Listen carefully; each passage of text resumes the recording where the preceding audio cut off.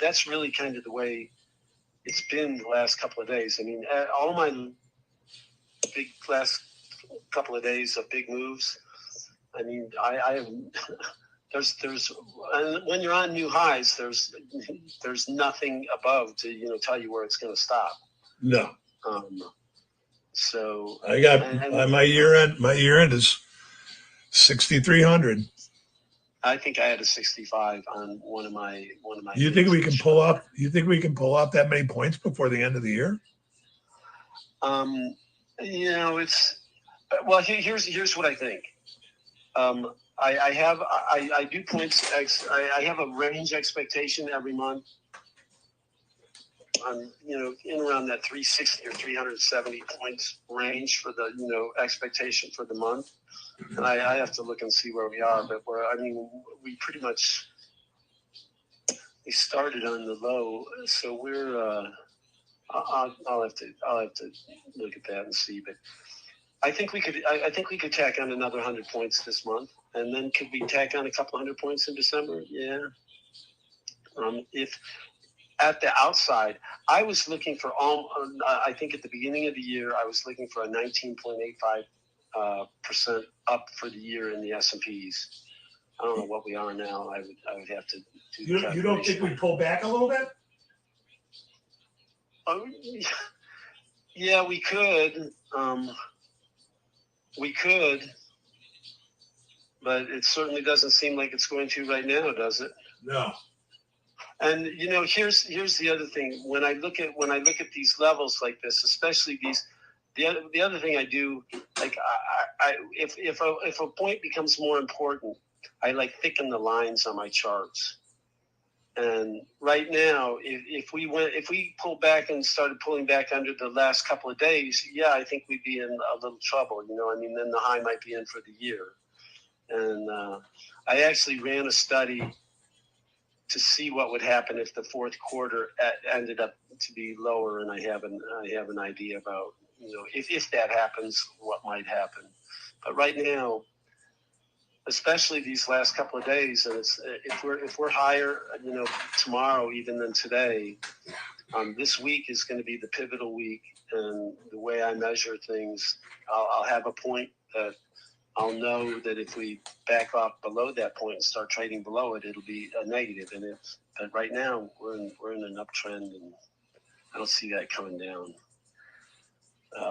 right now. And here's the Nasdaq, and it's kind of it's pretty strong. I don't see us. No, totally strong. And right now, it seems like it got a great boost from the election too. Oh yeah, and well, here's my Nasdaq weekly chart. I wrote this on here way back in early in the year. I actually had these levels here I've had on my chart since the beginning of the year, right in here. So, and I set a weekly close above this 21,298, targets 24,000. So we're really a weekly close above there. We're very close, and that'll target this 24,000. And I said that at the beginning of the year. I was targeting higher because of this setup, and it went up here and hit on another measurement that I had from back here, and backed off, and now we're going through here. So if it goes through here, can you do a 3-year chart on the Nasdaq? A 3-year? Yeah. Yeah, of course. Oh, do you want a weekly or do you want a monthly? Well, you can be monthly if you want. I'll just leave this one up. I'll just change this to monthly. Yeah. Monthly. Oh, there was election week 2016. In fact, one of the guys in the room, and we looked at that the other day. The election night, it was limit down at one point in time, and then it went up. If anybody remembers that in 2016, here's a chart going back to however far you want it to go back. But the only reason I asked you to do this is You were around in the tech bubble, right? Oh, back in 2000. Yeah. Right back here. You remember that? Absolutely. Absolutely. I'd be better off looking at the cash chart on this one. But this is a lot different right now. First of all, there was a lot of .com stocks that were completely worthless. They had no assets. All they had was .com with their name. Right. And a lot of them made it. This AI stuff is completely different, in my opinion, because you're talking about companies with real money. You're talking, real. I mean, they're like Nvidia's building the chips for it, and all these companies that are in the AI space, Microsoft and Amazon and Meta and Oracle, that are all using it and trying to, build AI stuff for their customers. I mean, they're real companies. The programming of AI and the hardware that it takes to do it, so it's much different than the .com bubble. And it was back in September when we started to slip and go lower. Everybody thought, the bloom is off the AI market, and then Larry Ellison from Oracle came out and said, basically he said, look, this is an arms race. If you want to be in the AI space, you got to spend $100 billion to be in the game, to be a player. Yep. And that reignited the whole, drive up. It did. And he's so right, because Amazon is spending like $10 billion a year or something like that for the foreseeable future, at least. And I mean, some of these big data facilities, they say, are going to take like $100 billion eventually to build them out, and some of them, they're talking about having their own mini nuclear power plants to like power them. And any company or country that wants to be involved in it, you got to spend now, or you're just out of the race. Right. But there are significant risk out there, right? I mean, it's not like that everything goes without a little risk, right? I mean, at a certain point, the price gets well beyond its earnings ratio, and I don't know. But nobody knows what those numbers are. Hold on one second. I want to see. Somebody was just saying something to me here in the room. But let's do this. When Powell goes on, let's put up an S&P chart and then come back. What's that chart that you pull up late in the day with the range above and the range below? It's like the hourglass chart. My volume data bar chart. Yeah. I BDB. I just did that. And what this does, it's right here. Let me bring. Actually, I'll bring it up here. I have it. How many separate files do you think you have? How many files do I have? I have hundreds of files. Well, hundreds. Do you have 1,000 files? Oh, absolutely. Do you have 2,000 files? No, probably not. But the main databases that I work with, I've started a lot of different databases, and then I've only maintained like probably 20 different databases, but it's a lot of work to maintain them. And I'm trying to combine them. And one of the things, this is one of the things that really turned me on about Intel, is I had a 3-year-old computer, and I got a new computer this year with the i9 chip, i9 chip, the i9, and it was like the 10th generation. Now they have like the 12th or 13th or 14th generation, but it was so much more powerful than just even a 2.5-year-old computer. Yeah. And I have my trading computer. My trading computer is only it's like 2 years old, and it's even it has the latest greatest chip in it, and it's fine for trading. But with running these spreadsheets, I mean, this year's latest greatest chip was great, And I'm not going to wait. Like next year, first, second quarter, I'll get another one because I'll upgrade because I know that the chip will be able to process more, and it's like incredible because some of these programs, in the world of programs, they're pretty small, but I can run like some of my programs now have like 30 or 40 million bits of data in it. Hey, Rich, think about this real quick. And sorry for me to jump in. But do you recognize that? Not that we have a lot of people. We have over 300 people online, and I think it'll continue to go up. But I can't imagine what it is like to be hooked up to this, like on a really good cell phone, looking at this chart and having you talk about algorithmics and levels, and that it's really cool.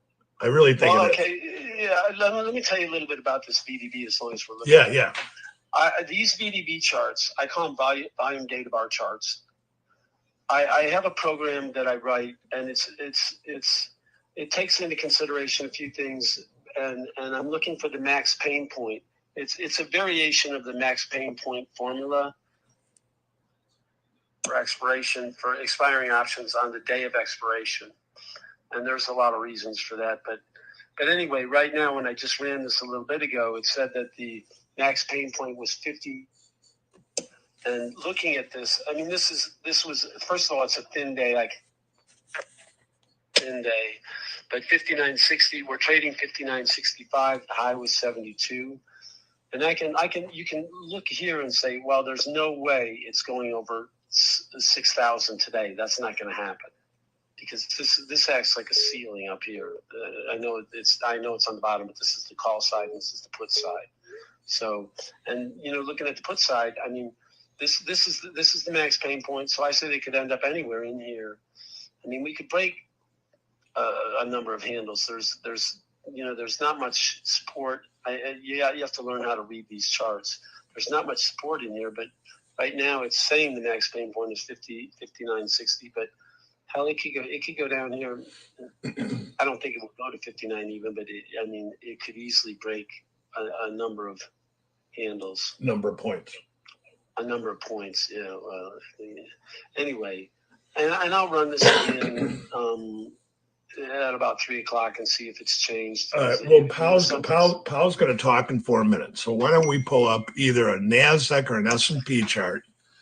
And maybe with the way the market's moved over the last couple of days, what the S&P is up, how many points? Like, what got down to 7724 or something? I think that was the low. We got up to 60. So, but anyways, all I want to do is like if the market moves real quick, or just point out some levels, and then you had the sheet up before. Once we get going a little bit, can you explain what people get with the sheet? I personally obviously the standard deviation levels. I have a lot of here. I actually think if I would just had those standard deviation levels, I could probably trade different markets. But I can't look at 20 different levels. It just throws me off. It does.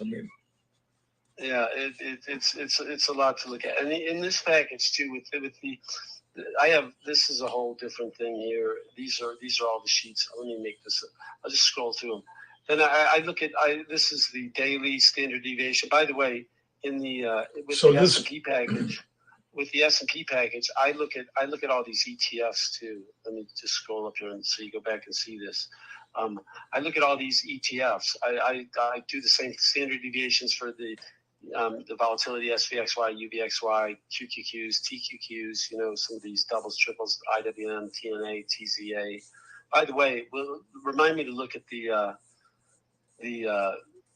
IWM chart or the Russell chart in a little while, because I really think we got a big potential move coming in there. And then spiders, SDS. So I look at those every day. Those are part of the sheets. And then I look at these. I look at the SPX. That's the cash index. Those are the SPX options. And then ES, NQ, NDX, RTY. Keep track of all those things.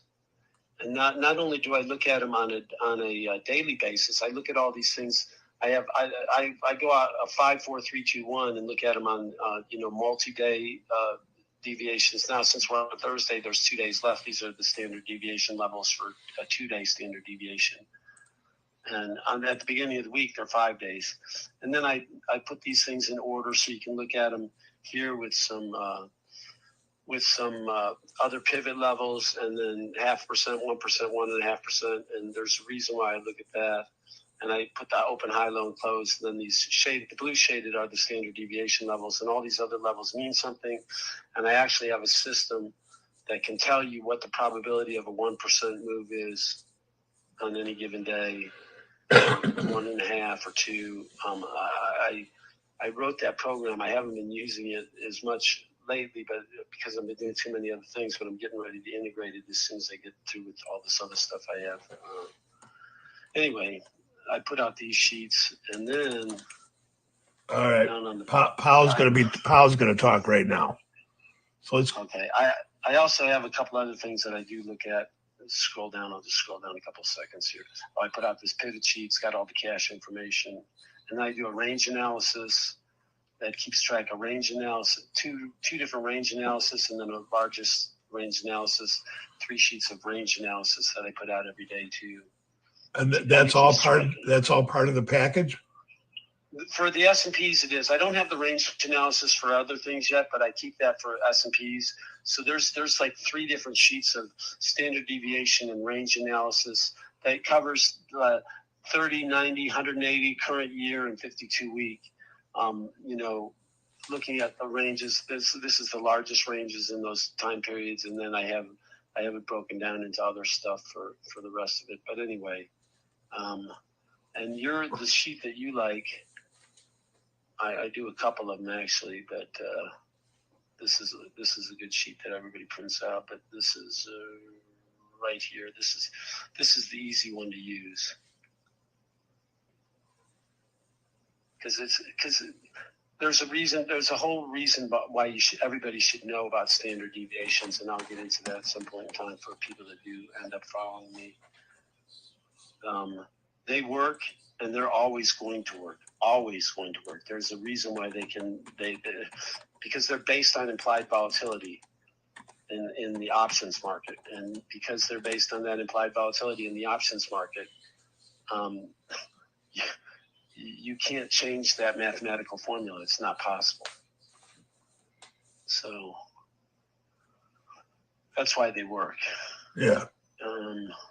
Bob's not speaking yet, is he? Are there any Powell headlines? Or what am I thinking? I think it was 1:30. I don't know. Let me put this down here real quick, and we're going to look at something else for a second.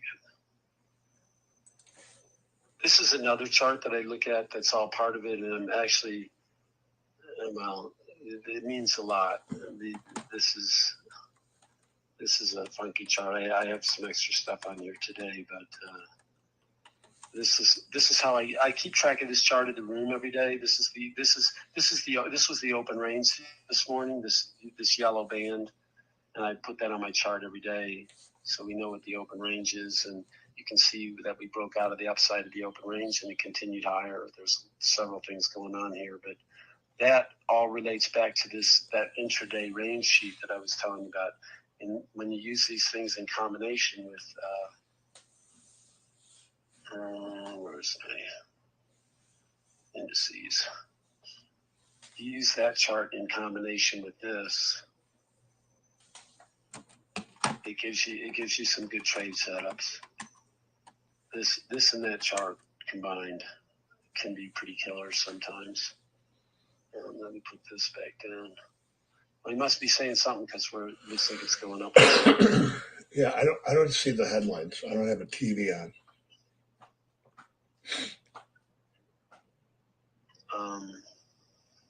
Let me just check this in here real quick. He's not exactly. He's looking at a new administration and probably new policies. So. Yeah, who knows what he's doing. We'll get a little bit here in the S&P. So you've got this 06 level, right? Or 08? No. Well, 06 and 08. Yeah. 08 is, that 08, okay, yeah, thank you, T-Bon. The 08 level, the 06 level is my one standard deviation. And it just so happens that the weekly 2 standard deviation level, which we've known since Sunday night, when I put out my sheets, or Saturday whenever I put these out, we've known that, and that level is right here at 6,008, and it's very rare that we go through and stay through a 2 standard deviation level. It does happen, but it's very rare. Well, do you see it when the 2 standard deviations are so close like that? Well, no, I'm talking about the weekly 2 standard. Oh, okay, all right. It just so happens today that this and remember, the standard deviation, the daily standard deviation levels change every day. They change because the market moves, and so wherever if you're up or down a few points, it's going to change. And then when volatility changes every day, that changes what the following day's SD levels are. So the daily SD levels change every day. The weekly SD levels, I put those on my chart at the beginning of the week, and you guys get them on sheets. What about the NASDAQ levels? Well, it's the same.